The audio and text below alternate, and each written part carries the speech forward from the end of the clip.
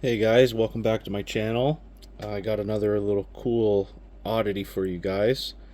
It's called the WISC block design. Before I get into the WISC itself, I'll give you a little backstory because this is actually an adaptation of an original test called just the block design test, which was created in 1920 by a psychologist by the name of Samuel Coase. And it was pretty simple. Basically, the whole idea of it was to measure human intelligence. And so, what would happen would be these blocks here would be given to a patient by a psychologist or a doctor, and the doctor would give them a design, and the patient is supposed to copy the design using the blocks. And then they would measure how long did it take you, what was your accuracy, how many moves did it take you to, copy the puzzle. And it measured just your problem solving skills, your reasoning skills. And it was really basic. Back then it really only served the one function. It was just to measure your intelligence. And I think there was only 16 or 17 designs that were offered back then, but this is still in use today. And they are learning a lot from it, but I'll get into that a little bit later. So this one here, like I said, is called the WISC block design, which is an adaptation of the original block design test.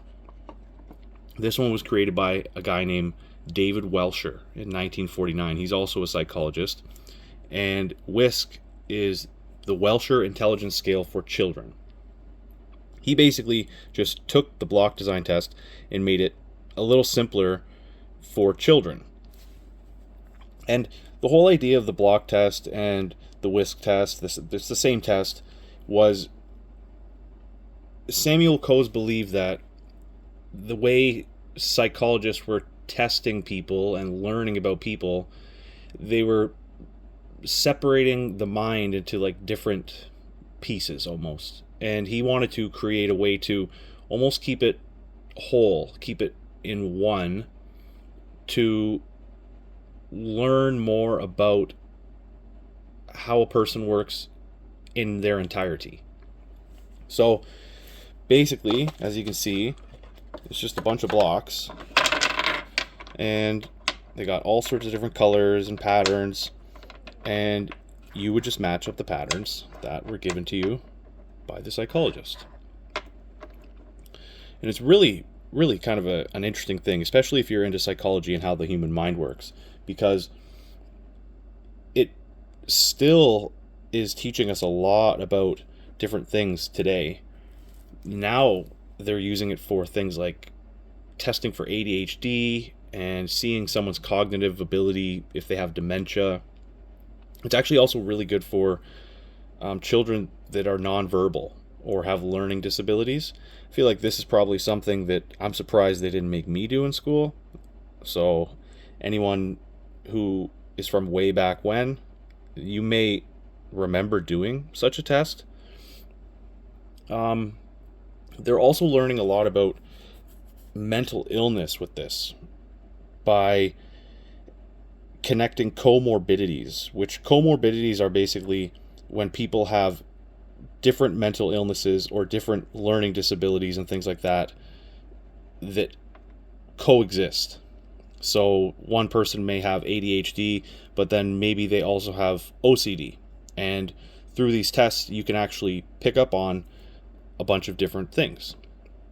So it's really fascinating how it works. I've actually never done the test, which is surprising. I've had this for quite a while. I picked it up at a yard sale many years ago, and nowadays it's getting a little more intense with the development of technology, of course. So there's still a lot to be learned. They're learning more about it every single day because now, they attach sensors to your brain, and they use eye tracking, and AI is involved somehow, some way. I mean, AI is going to be involved in everything in the future, which I'm not really a big fan of. Although I will admit, I'm curious to know all the data that is obtained from the eye tracking and the sensors and the AI. So, I mean, they've already learned some really fascinating things, like, you know, like I said, about you can test for ADHD and how comorbidities fit. But you can even like learn simple, strange things like your spatial relations. So, if you were packing a suitcase to go on a trip, you can learn like how you would pack. Are you efficient? Or how you would organize your space in your living room or your bedroom. How would you place your couch? It's pretty interesting stuff. So that's basically all there is to it. It's a cool little piece, especially if you like psychology and how the human mind works.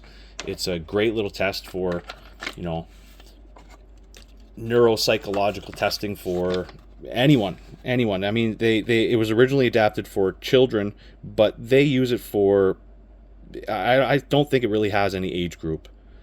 The gentleman who designed it believed it was for children or wanted to make it for children, but the amount of information that can be obtained from using such a thing, they're finding it to be helpful in all areas, all ages.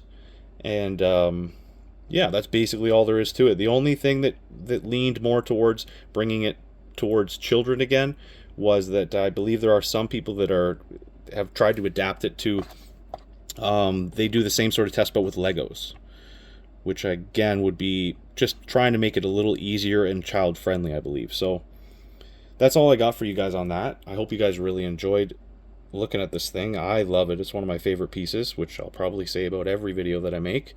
And if you like this video, please like and subscribe and share it, and we'll see you on the next one. Take care.